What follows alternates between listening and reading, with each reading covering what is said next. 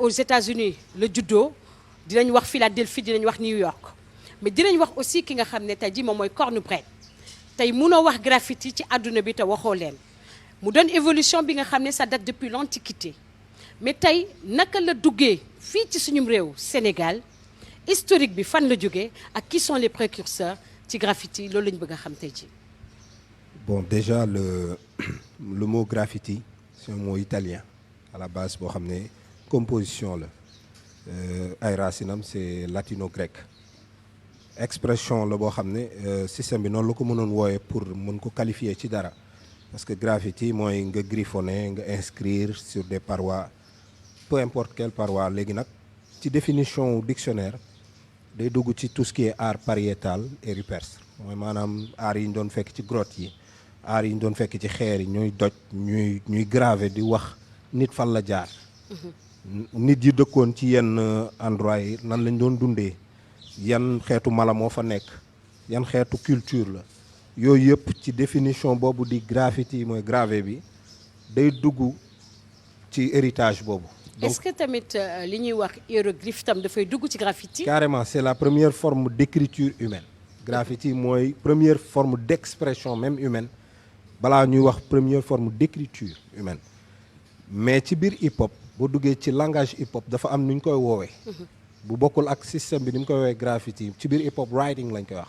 writing wala bombing wala piecing mooy art bi ñuy def nga xam ne avènement wu spray can mooy bombe peinture la ñu commencé di defee art wala di bindee wala di bàyyi ay traces donc bu ñu nee bàyyi ay traces bu ñu nee expression day rejoindre héritage bi njëkk noonu mais forme expression bi ñu ko xamee ci jël spray di bind sur ay train moo tax ñu ko doon wooy subway art ci génération yu njëkk yooyu lim nga ci kenn mooy Cornbread bi. Cornbread ay ñoom Scene ay Lady Pink James Top école New York diggante Bronx Queens ak Philadelphie loolu lañ foofu la ñu xamee vulgarisation wu art bi ñuy wax tey. est-ce que loolu aussi ça fait aussi allusion ak li nga xam ne moom la ñu tuddee graffiti writing. mooy writing mooy am na milieu yooyu dugg duñ ko woowee graffiti. ñoom writing la ñuy préférer utiliser parce que moom mooy terme adéquat bi ci biir jargon wu hip hop. lu tax mu renvoyer loolu les runway la woon wala. lu tax loolu mooy système par exemple artistes yooyu dañoo jug di revendiquer seen bopp par rapport à leur localité par rapport à leur condition de vie sociale donc dafay mel ne bu ñuy dem di bind ci train yi dañuy défier un système politique en place wala un gouvernement en place. moo waraloon art boobu sax ñu familiariser ko ak l'expression vandale. vandaliser parce que dañ leen doon dëkkal foo xam ne mooy ñii duñu ay artistes ay yàqkat lañu. dañuy ñëw fenn gâcher benn lien public mais c'était leur manière à eux de s'exprimer et de se revendiquer maintenant nag pour dem ba xam ne lii en réalité mënuñu ko arrêter dafa dem di gën a am doole système noonu lay def.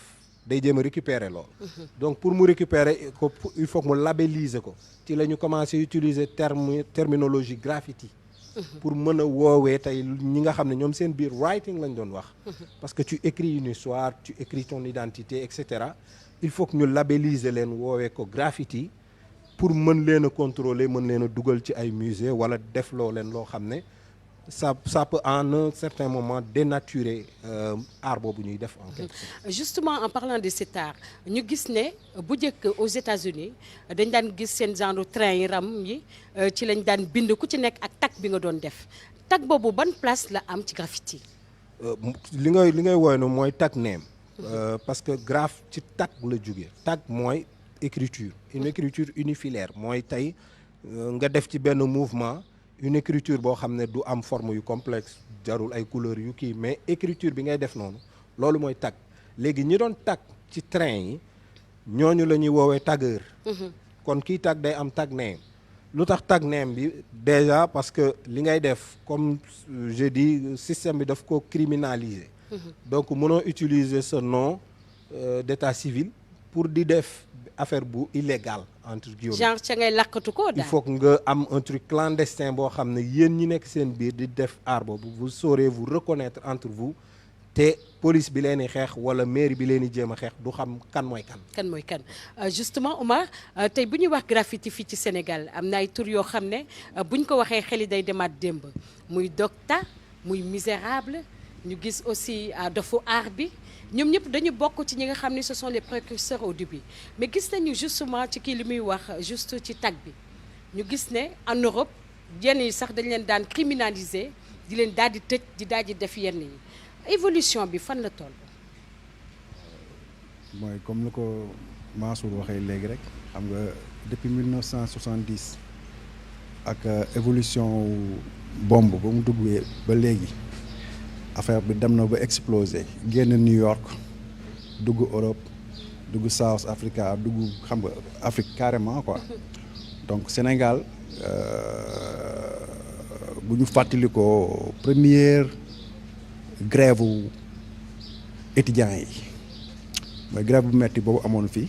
en 88 voilà donc boobu moo njëkk a ñëw après mu événement wu set setal doo ko ñëw mais bu ñu defee recherche bu baax boo xoolee même si le sociologue Abdoulaye mu ngi koy décrire 1988 boobu grève boobu mot d'ordre yi sous forme de graffiti lañ ko utiliser donc moom moo nekk première apparition graffiti au Sénégal donc loolu man si samay recherche boom laa ko tuddee c'est un boom mais après par la suite boom bu amee day am rebond mën na nekk 2 fois 3 fois ça dépend boom bi nu muy amee impact après par la suite mouvement set setal ñëw si mouvement set setal bi nag si lañ commencé appliquer affaire bi gars yi commencé set setal nettoyer kii yi graffiti commencé prendre forme.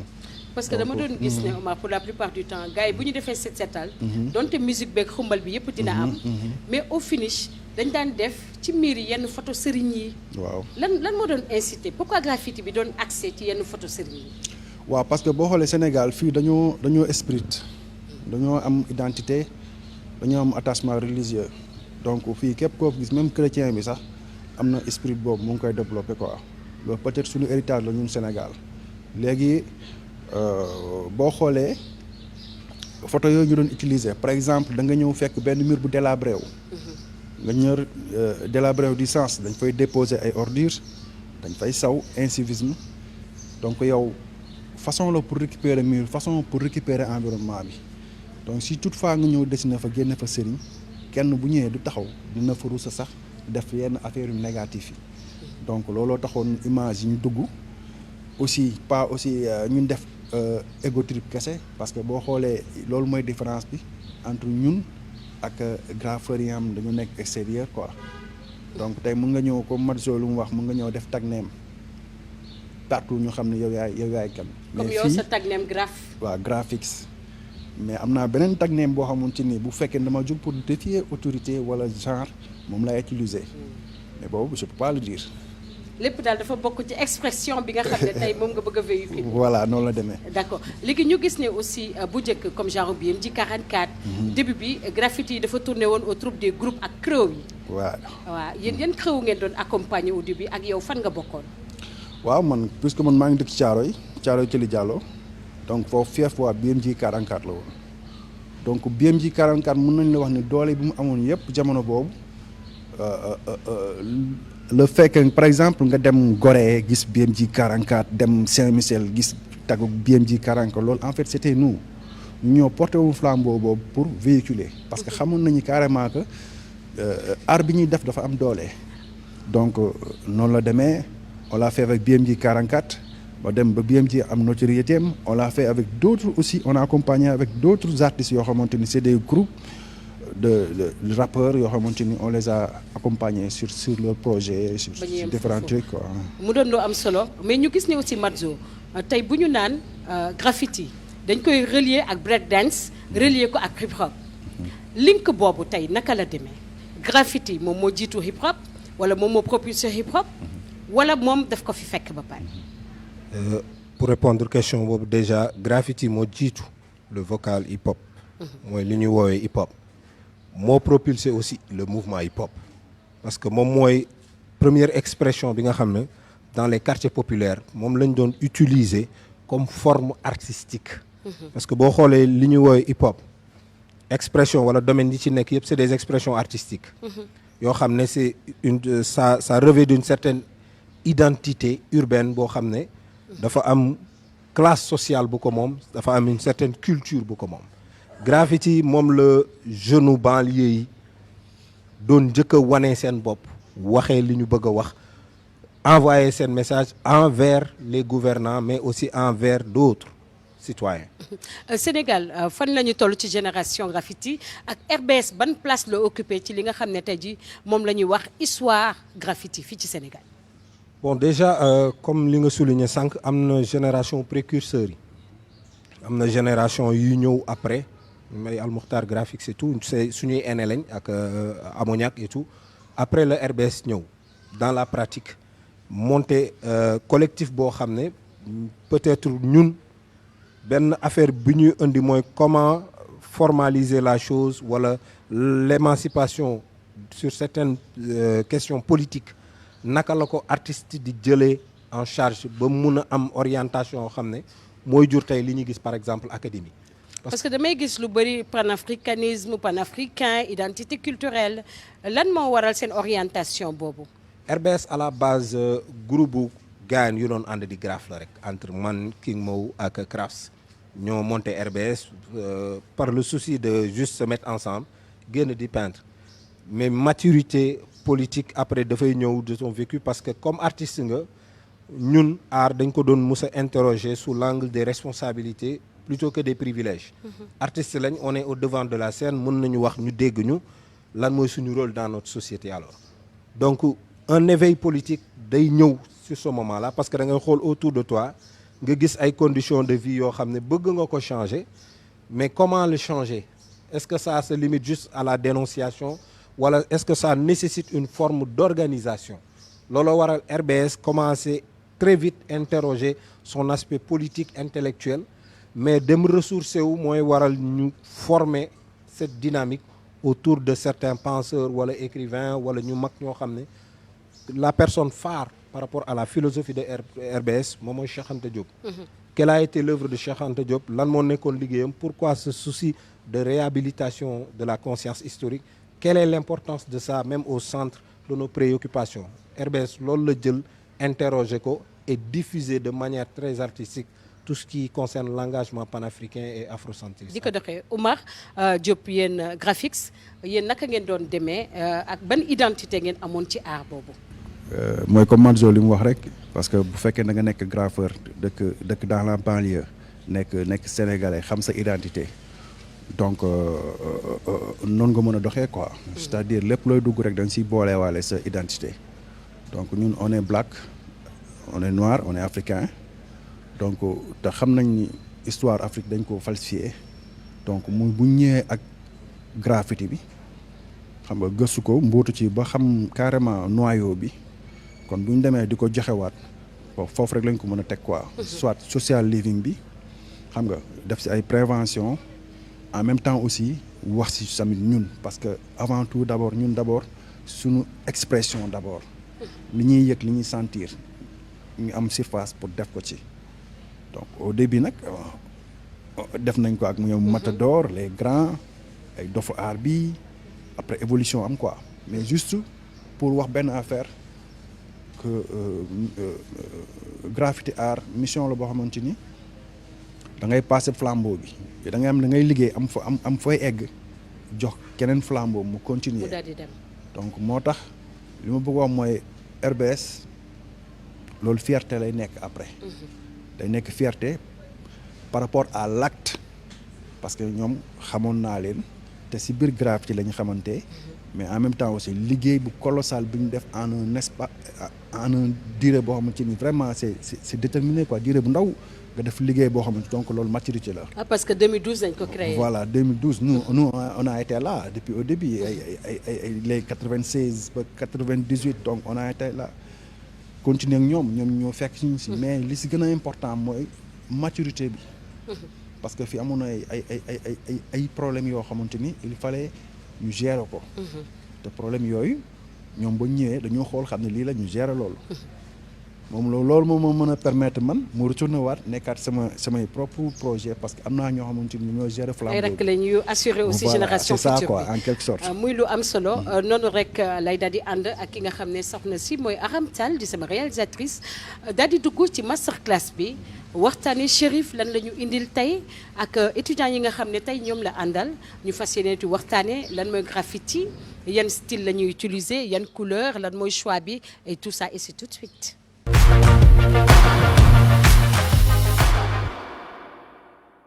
Chérif maa ngi lay nuyu encore bonsoir laa lay waxaat di la nuyu di la bëggee di wax ni tey boo jàkkaarloog sa professeur dafa am noo xam ne moom ngay doxee parce que tey masterclass bi nag yaa fi doon kilifa bi donc ma lay laaj lan nga ñu indil tey ci li nga xam ne tey ji moom mooy masterclass bi. waaw tey ci wàllum lettrage la ñuy wax comme moom mooy base graffiti et étudiants yi dañuy ñëw tey pour wax loo xamante ne xëy na du ñu xam sax naka lañ koy waxee ci suñu propre culture mooy culture ci boppam moom la ñuy jël def ko lettrage bi ak fond bi donc mbatit la ñuy bind étudiants yi liggéey nañ ci et voilà. lan mooy lettrage d'abord. lettrage naka laa koy définir ci graphe moom mooy réappropriation de la lettre moom dañuy transformer de manière très élaborée parfois en gardant le squelette de la lettre parfois aussi mun na virer dans une abstraction moom mooy dem ba nekk super white style wala. est-ce que bu ñuy utiliser tag name yi. lettrage la ñuy jël wala beneen style la ñuy jël. oui bon lettrage moom mooy utiliser les lettres. donc tag name yi moom mooy écriture bu simple bu plate la. léegi lettrage c'est beaucoup plus élaboré donc da nga siy gis couleur da nga siy gis perspective boo xamante ne moom mooy wane relief bi choix de couleur contraste yi en fait ça dépend de la sensibilité de l'artiste ak temps bu mu jël pour développer lettrage bi développer propre style am ba tax na bu si yeggee nit ki bu xoolee lettrage am rek da koy affilier ak identité wu artiste bi. donc il suffit juste mu xool lettrage bi rek xam ne diw wala diw comme Madzo tàmm nañ ko gis graphics tam tàmm nañ ko gis ak yeneen ñu nekk ci hip hop ci graffiti yi dañuy gis seen tour rek xam ne ñoom ñoo def lettrage bi. léegi Chérif booy def li nga xam ne tey jii ak nga di sa tag name li nga xam ne moom mooy lettrage yi yan technique de base nga war a jël utiliser ko. comme ni ñu ko waxee ci graphe dafa am différents styles de lettres allant du plus simple au plus complexe donc boo jugee ci tag mun nga évoluer dem ci bubble style wala throw up benn style la boo xamante ne lettres yi ils sont beaucoup plus arrondis et un peu plus lisible moom lañ doon utiliser parce que exécution bi dafa gaaw donc nga évoluer waat dem soit ci block letters même chose la mais avec des formes beaucoup plus carrées et tamit am na white style boo xamante ne presque boo ko xoolee doo ràññee ndax lii ay lettres la wala benn abstraction. est-ce que loolu moo tax ñu naan white style dafa xaw a complexe xaw a compliqué. exactement moom moo gën a complexe parce que littéralement style sauvage lañ koy wax mais ça dépend ci complexité bi plus muy dem da ngay dem ba yow dootoo ràññee sax lettres yi donc faaw nga nekk koo xamante ne t'es un peu initié à ça tàmm di décoder les messages qui se trouvent dem ba gis squelette lettre bi pour mun a ràññee. lan la bindee exactement. est-ce que c'est fait sciemment pour que white style donne un style collé un style codé ou bien. xam nga am na lu ñuy wax taaru kumpa parfois loo xamante ne dafa mystérieux nit da koy bëgg décoder ba hiéroglyphe yi dañ doon xool ne ay symbole à part la bu ñu ko demee ba dajale ñu xam ne lii ay phrase la lii ay histoire lay raconter. boo demee ba xool white style mu nga gis ne lii c'est super complexe mais boo jëlee sa temps nga xool ko nga jàng ko di nga gis ne en réalité benn message lay transmettre bu gën a profond donc voilà ça dépend de la complexité et de la sensibilité de l'artiste. alors style 3D di ngeen faral di ko utiliser ci seen graffiti bu ngeen di def lettrage wala. waaw style 3D mu ngi ci biir parce que ak évolution graphe ak nit yi technique yi ni muy gën a évoluer perspective la bu ñu tordre à volonté perspective ci lettre moom mooy tax ñu gis relief lettre mu mel ni dafa am volume mel ni dafa génn donc après noo koy tordre moom moo lay jox aspect 3D boobu noonu muy mel ni léeg-léeg dafa tegu ci mur bi parce que da ngay utiliser à la fois ombre yi ak lumière yi pour joxe aspect bu génn boobu mel ni lii dafa tegu ci kaw mur donc loolu la ñuy wax 3D en général de passage ñu bëggee Crafts moom mooy def 3D ak yeneen jeunes. mais outline foog naa tamit war na mën a am ci lettrage exercice bi nga xam ne tey jii moom nga fas yéene jox say étudiants.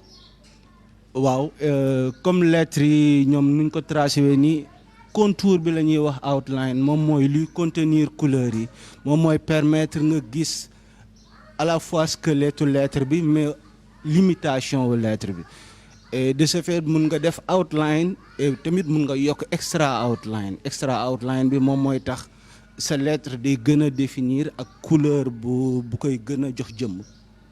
d'accord bëggoon naa xam aussi Akonga naka la ñuy mën a permettre ba lettres yi am harmonie ñoom seen biir di duggante di rafet di mën a seen a gis.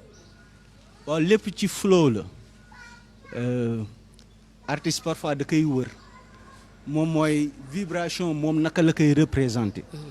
il faut que mu liggéey ko ci boppam ba su koy génnee ñu mun a ne ouais.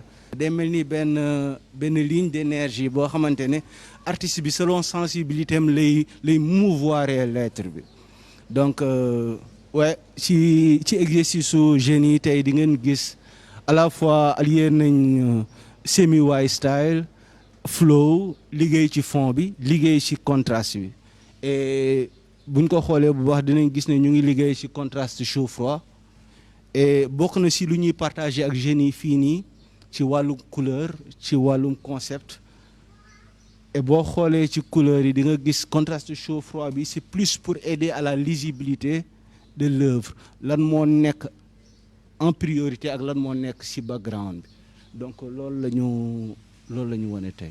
yaa ngi wax lu am solo muy contraste bi parce que tamit bu ñuy xool ci lettrage le choix des couleurs est très important lan mooy li nga xam ne mooy tax ñu jël choix couleur bi chaud froid wala ñu jël contraste bi wala ñu jël beneen couleur lan mooy déterminer ce choix là. C'est à la fois lié à la sensibilité de l'artiste mais aussi dans un souci de prioriser la lisibilité parce que contraste comme nu muy waxee day wane différence entre li nekk ci kanam ak li nekk ci ginnaaw donc boo jëlee maanaam ton chaud ak ton froid nga teg froid bi ci ginnaaw day mel nii rek ngay xool léeg-léeg asamaan si day mel nii lu sori bleu boobu noonu et lu tàng buy nekk ci kanam day gën a yomb gis par rapport ak li nekk bleu bi nekk ci ginnaaw donc day créer à la fois échelle de lecture bu gën a yomb et à la fois boo bindee chaud ci ginnaaw froid bleu ci orange comme ay couleurs complémentaires lañ day créer benn vibrance boo xamante ne day yombal lecture bi. donc choix de contraste ça dépend de artiste bi lan la bëgg prioriser ci lecture œuvre bi. alors perspective bi aussi ban rôle la jouer ci li nga xam ne tey jii moom mooy lettrage bi parce que des fois mën nga toll fi gis yoon bu sew mel na fi nga nekk dafa xat ba lan mooy waral loolu. perspective comme ni ñu koy waxee perception la yow naka ngay gisee mbir mi lan lay jëriñ ci lettrage moom mooy da koy jox jëmm. lettrage bu plat ak lettrage boo xamante ne dañ cee génnee perspective di nga gis ne bu am perspective bi dafa mel ni c'est plus en relief donc da koy may volume da koy may jëmm et aussi da koy may benn xeetu esthétique boo xamante ne c'est différent de lu plat. ñun bu ñu nekkoon ay papier nii du ñu intéressant il a fallu que ñu def ñu jëmm en 3D donc bokkul ak dessin bu plat. donc différence boobu noonu lay créer moo tax parfois perspective day intéressant ñu jouer ko sur lettrage. waaw xam naa mën nañu daal di doxantu un tout petit peu dem xooli tableau bi xooli exercice bi nga xam ne tey moom nga jox étudiants yi di Bassirou Gningue ak aussi Mariama Diamanka xool affaire lettrage lan nga leen jox ak ban message lañ bëgg a passer. Chérif Akonga gis nañu tey yaa ngi ak say étudiants Mariama et Bassirou ñoom tey nga wax ñu lan la ñu présenté tey ak ban message la ñu bëgg a passé ci li nga xam ne tey ji moom la ñu duppee lettrage bi. waaw ci lettrage bi dañu bind lu ñuy woowee culture mbatit ci wolof pour ñu xam ko donc c'est comme dans ce souci de réappropriation culturelle ñu jëlaat ci suñuy langue ñu ci jàllale message yi donc mbatit la ñu bind c'est boo xoolee bu baax di nga ko gis. mbatit la ñu bind. mbatit. mbatit nu ñu koy bindee. mbatit. M bi de seen naa ko moom. MBATIT. ok. donc boo xoolee bu baax di nga gis ne squelette lettre bi changé wul mu ngi ci biir ba léegi. c'est juste que il l'a transformé selon sa sensibilité quoi. et tag bi bu muy bind nii c'est en rappel ak benn waxu professeur Boris Diop. bu mu déggoon mu wax ne day ji ngir ëllëg. mais li muy defu ko pour génération mais da koy def pour ëllëg ci biir loo tax muy bind en wolof. est-ce que du loolu moo tax ngeen taggee ji ngir ëllëg bi. ji ngir ëllëg. moom mooy tag bi léegi ci fond bi di nga gis ne Mariama Diamanka moom job na caat liggéey na ci benn symbole bu ñuy wax symbole Sankofa. très connu dans le symbolisme africain en Afrique de l'Ouest et en Afrique centrale. donc moom mooy symboliser learn from the past. moom mooy jàng Sankofa. Sankofa moom mooy ban style la ban symbole la. symbole Adinkara yi la ay symbole conceptuel yoo xamante ne dañuy wax ci suñu histoire ay concept loo xam ne dañ ko dessiner en symbole boo xoolee symbole bi rek war nga xam ci lan lay renvoyer donc symbole bii nii day renvoyer. fii lan moo fi représenter li nga xam ne moom mooy symbole Sankofa bi. et parfois dañ koy gis sax parfois ci suñu kër yi ci objet métallique yu ñuy suudee moom mooy bii mel ni cœur bi moom mooy même représentation que bii mel ni kanaara bi xool ci ginnaaw. ok moom mooy jàng ci démb.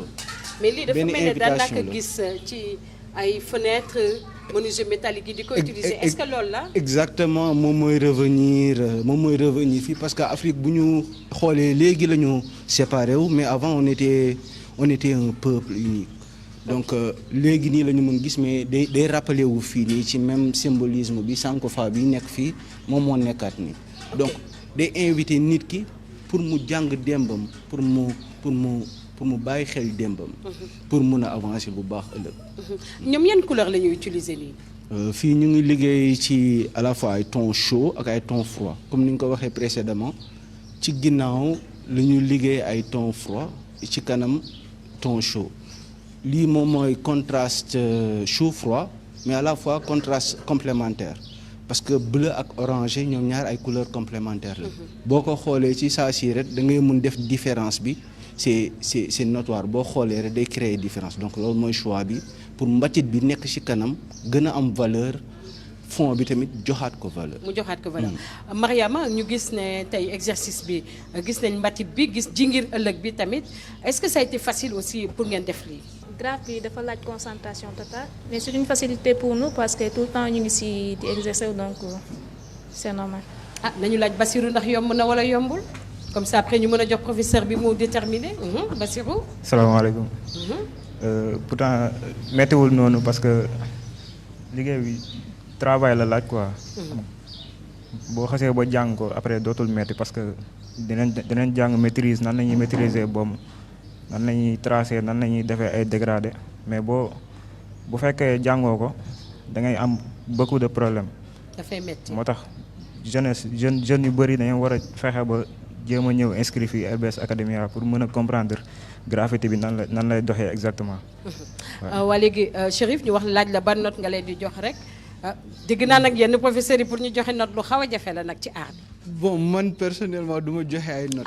je savais. parce que du affaire de compétitivité mais c'est toujours bien di relever yoo xamante ne ñoom jot nañ kaa jàng fii nii et mettre ko en avant ci wàllum bind bi laay wax parce que d'habitude bu ñu defee faute ci kàllaama tubaab dañuy corriger donc autant bu ñu ko defee tamit ci olof.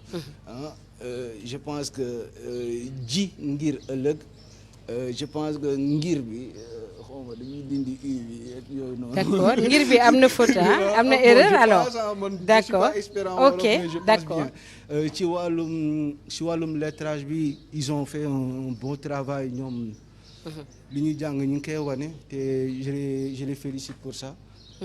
et mën na gën comme lu ñuy wax dañuy ñaax pour ñu viser la perfection. parce que dafa baax ñu mën a évoluer donc.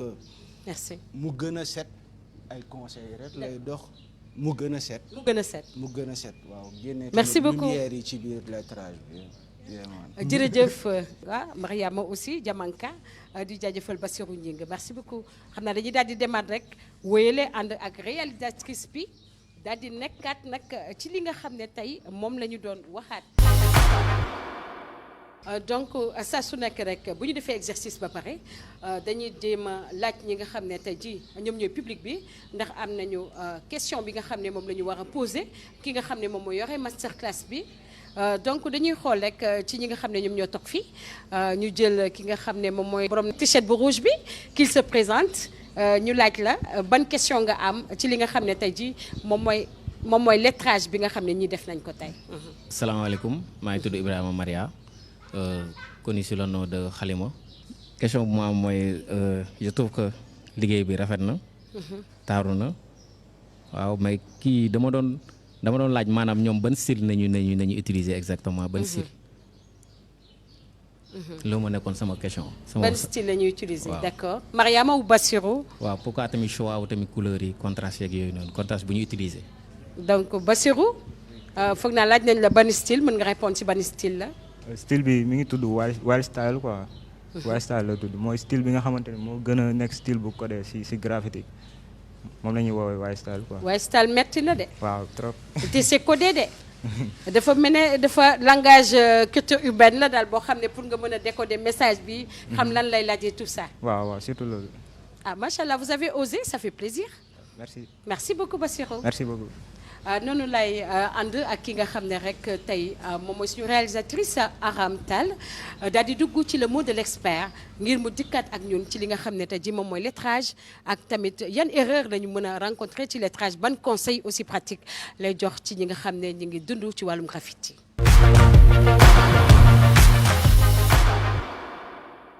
Oumar gis nañu tey ji li nga xam ne moom la ñu def ci lettrage muy masterclass bu ñu Akonga indil. ñu gis étudiants yi nga xam ne aussi def nañ ci liggéey bu am solo parce que déjà le style rek le choix du style c'est tellement important ci lettrage bi yow lan nga ñu mën a wax ci liggéey bi nga xam ne jot nañ ko def ak yan erreur la ñu war a éviter. bon d'abord dañuy saluer initiative parce que déjà formation graffiti yombul quoi. donc yombul en quelque sorte donc.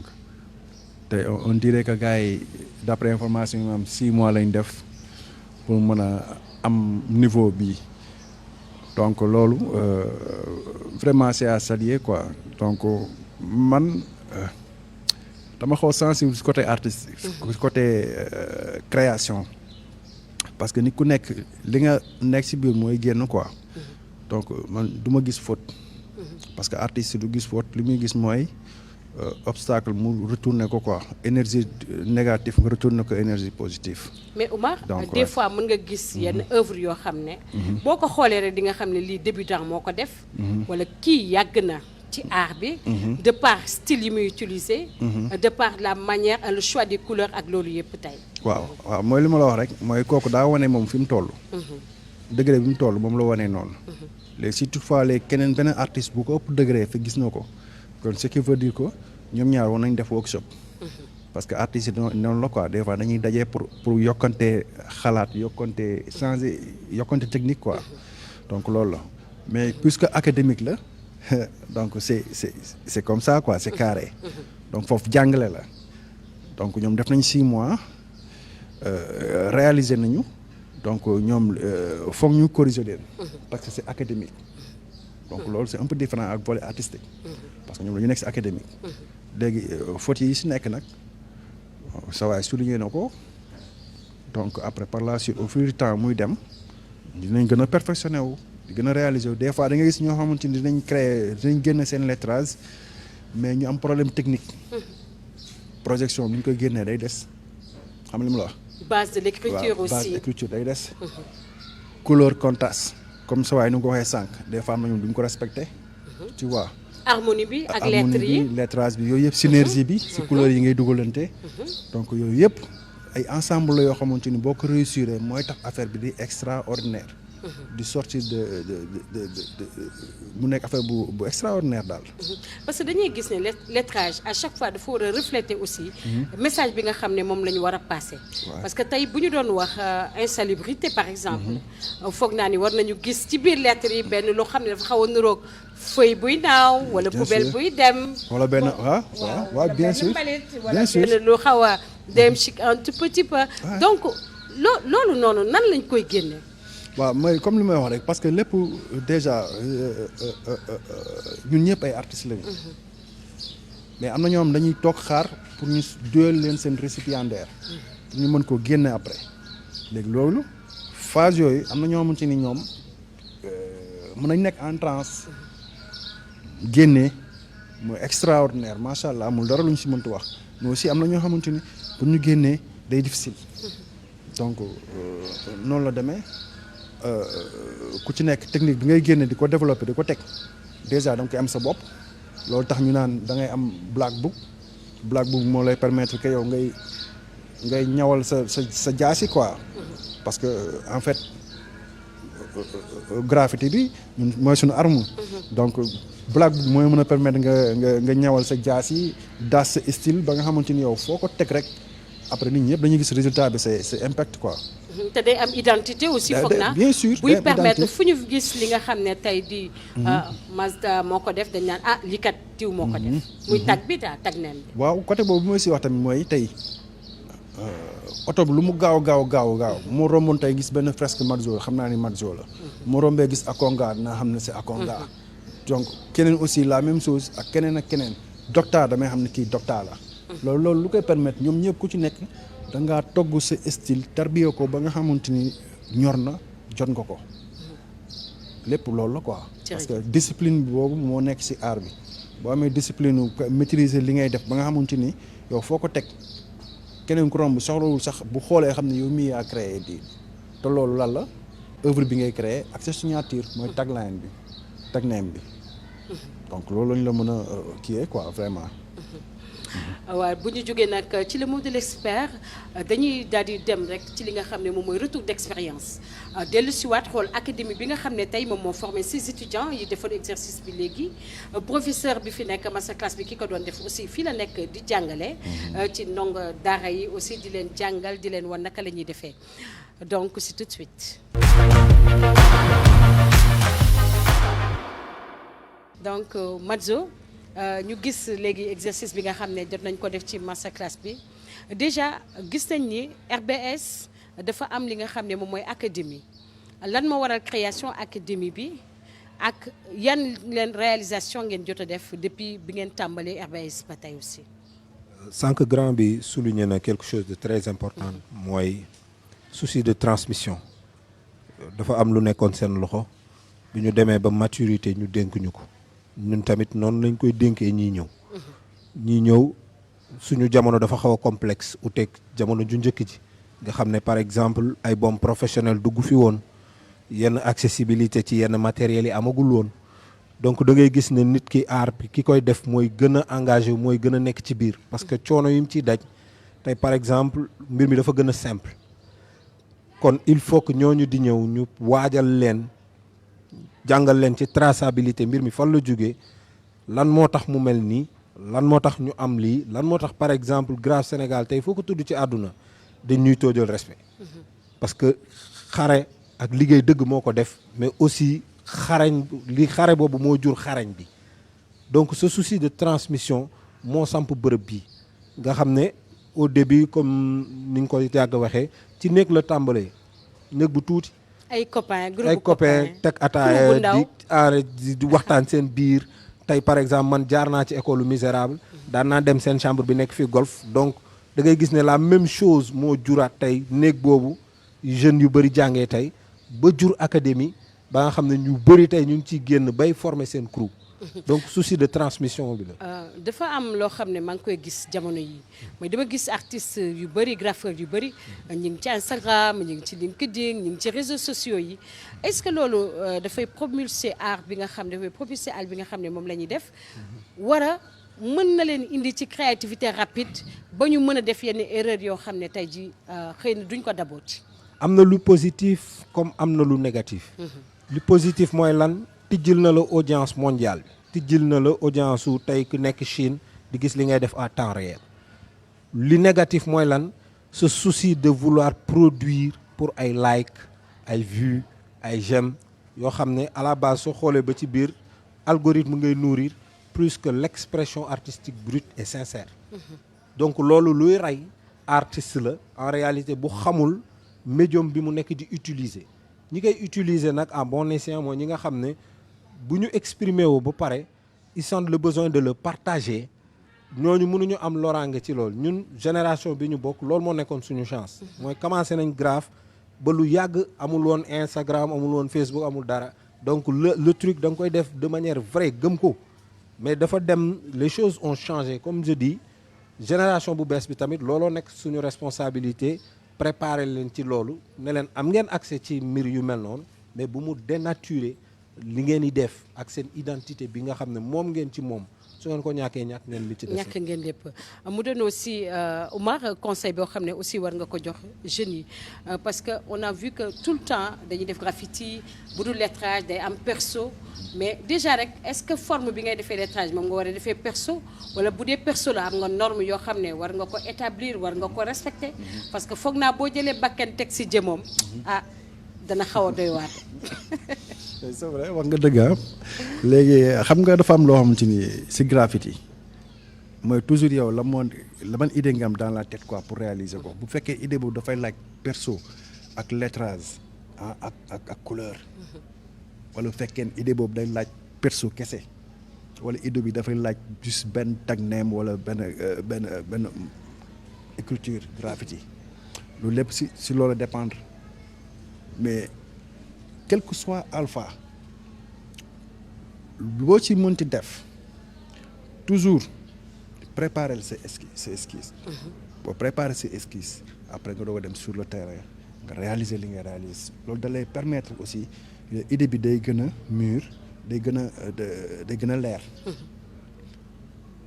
mais toujours comme ni ko ako nga waxee couleur contraste que ce soit perso ngay teg wala lettre ak loo ci mënti teg aménager ko de telle sorte que yow li nga bëgg mu feeñ. moom mooy feeñ. parce que message bi moom important. li si nekk di wax yëpp message bi moom importance parce que culture la boo xamante ni nii dafa dominer instant bi dafa dominer de telle sorte que même ba ci bu neex lifestyle urbain que ce soit architecture wala fépp graffiti bi dafa tas si biir. dafa tas si biir ci loolu aussi foog naa moom laa lay laaj aussi Serigne Mansour nga dikkaat rek ci proportion yi nga xam ne tey bu ñuy def perso moom la ñu war a respecter ak lan mooy importance am. da nga souligner benn affaire boo xam ne bien que amusant ça fait réfléchir mooy tey par exemple boo jëlee bakken teg ko si jë nit ki xool dina xam ne y a quelque chose qui va pas mooy ni yàlla tracé nit. ni mu wanee kanamu nit wala proportion nit bu taxaw tey science di utiliser ay terminologie comme kii dafa difforme lu tax muy difforme parce que dañoo xamee nit ci cosaanam nii la mel bët bi très zone de séparation yi c'est calculable même mathématiquement parlant parce que boo duggee ci yenn forme d'art plastique poussé yi ñu lay jàngal par exemple séquence de Fibonacci le ratio d'or calcul bi ñuy calculer ci anatomie da ngay xam ne par exemple sa diggante tuñ bi ak sa bakken bi 2 fois la même distance bi mooy distance bi ni mu nekkee benn bu nekkoon A day mel ne fii da ngay def A C loolu ay ratio la yuy may nit ki xool mu xam ne su ma xaajee benn cercle xaajaat ko ci kaw en 3 parties tey am naa fi bët bi war a yam xam naa fu bakken bi war a yam xam naa fu gémmiñ bi war a yam léegi loolu nit ki reproduire nag su ko faussé rek l'œil d'un expert su ñëwee xool day xam ne raté na ay proportions. am na nu muy tegee ombre lumière pour créer contraste lii dafa rond plaawul. donc bakken fii nii su fekkee mooy zone bi gën a génn ci kanam boo koy dessin ci mur est-ce que kon même degré d'exposition lumière bi ngay teg fii mooy même degré d'exposition lumière bi nekk ci ŋaam bi tout ça moom moo lay wan ne lii dafa rond wala dafa circulaire dafa am forme dafa jub wala dafa plat. donc toutes ces choses là ki koy defar su ratee yooyu rek ki xool nit mën na ko xool xam ne y a quelque chose qui va pas. mais expert moom mën na la wax fii la juumee bu jubbantee lii mu carré wala mu defee donc daf ñu permettre rek ñu utiliser style yu bëri muy bubbles du white style du flow loolu yëpp dafay duggaat ci li nga xam ne tey jii moom mooy graffiti noonu laa lay jaajëfale ki nga xam ne moom mooy Serigne Mansour Fall nga wax ma ce mot de la fin ak yan conseil ngay jox ñi nga xam ne tey jii ñoom ñooy les apprenants wala ñi nga xam ne tey ay graffeur lañ nekk ci monde bi nekk ci dëkk bi di liggéey am passion bi te dootu ñoo def formation. Déjà vous remercier de cette émission et voilà ngeen ñëw fii tamit échanger ak ñi fi nekk sama mot de la fin dama koy boole ak conseil bi may jox même des gens ñi nekk ci milieu bi actuellement di graffer comme des professionnels et pas de la jeune génération mooy lan mooy garder son identité c'est très important li nga am mu gën a cher parce que dama mës a dégg ci benn mag mu ne ci maam Abdou la ko jëlee da baax mu ne fu ngeen dégg ñu naan nit dafa jaay ngorom dafa fekk musu ko am ndax ngor mooy loo xam boo ko amee mënoo ko jaay amul njëkk et ça se retrouve dans notre art ñun dañoo nekk ci jamono joo xam ne on est exposé à toute forme de prédation idéologique toute forme de lu bëri luy dugg ci dëkk bi di dénaturer suñu citoyen suñu nit yi tey luñ doon expression yi ñuy tàmm di wax musuñu xamee lii sénégalais kon fu mu jóge donc des choses comme ça suy tasaaroo ci dëkk média comme artistes yi dañ ci am responsabilité bu rëy parce que ci ñoom la ñuy jàllale propagande yiy dugg ci xelu nit ñi ba changer la conscience citoyenne donc artiste buy def art sois sincère et honnête envers toi-même li ngay def yaa ko moom d'abord responsabilité la kon vers ton public tey ni ngay nekkee sa bopp respecter sa bopp xam ginnaaw bi nga xamee sa bopp am na looy joxi sa public mu koy utiliser et l'information ou la communication c'est une forme de nourrir ta communauté donc bu leen empoisonner. merci beaucoup ñu ngi lay jaajëfal kooku mooy Serigne Mansour Fall ñu gën ko xam ci Madzo muy tagneemam keneen ki ñuy jaajëfal aussi ci ànd bi nga ànd ak moom ak émission bi mooy Oumar Diop ñu xam ko ci Grafix Oumar ñu ngi lay jaajëfal te di la laaj ce mot de la fin. waaw ce mot de la fin mooy déjà maa ngi leen di remercier parce que c'était pas du tout évident bien vrai que affaire yi xatoon na. mais c'est très important ba mu déggee ñun dañuy def émission graffiti fii Sénégal ak waa RBS ak monde graffeur yi donc maintenant alhamdulilah ba mu ñëwee bokk ci teew si parce que loolu démb la woon quoi maa ngi fàttaliku ba ñuy dem di jënd ay peinture pot 500 dem ba nekk ay professionnels ci dégradé boobu bomb ñëwagul Mansour moo ngi koy souligner sànq. donc bu ñu musaan gis benn bombe or la si ñun dañ daan jël suñu xaalis di ko investir si art bi rien que rek pour art bi dund donc tey bu ñu demee ba mu egg fii tamit alhamdulilah sant yàlla. jaajëf di wax aussi gars yi quel que soit alpha xam ne li ngeen yor bombe atomique la bombe yi atomique yi ñuy wax nii graffiti moo gën a nekk bombe atomique parce que tey bu la neexee en une semaine ñu xam le Sénégal. capacité boobu mu ngi ci biir donc gëm leen seen bopp ñu gëm suñu bopp sax laay wax gën a moytu yàqu-yàqu yi comme Madzo ni mu ko waxee rek gën a bàyyi xel yooyu quoi. donc loolu quoi peace and love. Oumar ñu ngi lay jaajëfal di jaajëfal aussi Akonga moom aussi nekkoon ci masterclass bi di ko laaj moom tamit mot de la fin mais bien avant dama leen di préciser mi ngi naan bombe atomique la bombe bi nag moom mooy spray bi. bombe bi moom mooy li nga xam ne moom la ñuy utiliser ci bu ñuy def seen lettrage bu ñuy def seen perso ak landscape yooyu yëpp loolu mooy bombe bi mooy matière bi nga xam ne mooy matière emblématique ci li nga xam ne moom mooy graffiti voilà Akonga donc ñu ngi lay laaj sa mot de la fin. ñu ngi leen di jaajëfal bu dee mot de la fin bi muy man ak sama génération ak samay petits frères yëpp. lu ma jàngee ci sama maître muy Madzo ak BK soo bëggee dara dof si su ma ko waxee noonu moom mooy gëstu ko boo ci tollee ci gëstu liggéey ko boo ci tollee ci liggéey ko et loolu moo valable à la fois pour man ak génération yëpp yi ñëw te xam ne comme ni mu ko waxee art dafa profond de trop pour di ko defee aaru Instagram wala peu importe réseau yi donc nay dëggu si ñun comme ça bu ñu koy partagé mu nekk partage bu sincère. jërëjëf Akonga ñu ngi koy jaajëfal moom tamit amoon plaisir partager li nga xam ne tey jii moom mooy plateau bi ak moom di jaajëfal aussi étudiants yi nga xam ne ñoom ñoo doon def exercice bi di Bassirou Ñing ak aussi Mariama Diamanka di leen jaajëfal di jaajëfal public bi ñu àndaloon aussi bokk ak ñoom ci émission École des Arts di jaajëfal aussi toute l'équipe technique autour de la réalisatrice Aram Tall di leen jox dig daje beneen yoon ak beneen émission École des Arts ak yeneen i bomb